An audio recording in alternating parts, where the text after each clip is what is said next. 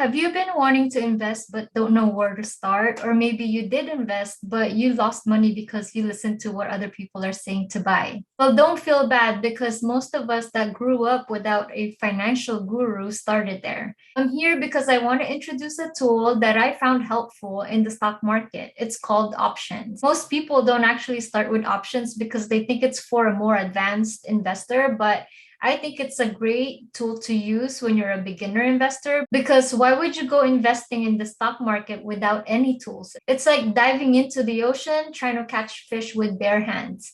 It's possible, but it's just inefficient. This option tool allows me to get paid while waiting for my stock to go on sale so I can buy it, or wait for my stocks to go up in value so I can sell it at a higher price. If options is used properly, it could help boost your return or minimize your losses. So if you're interested to learn more about this option tool, head over to my website, optionwits.com. I hope to talk to you soon.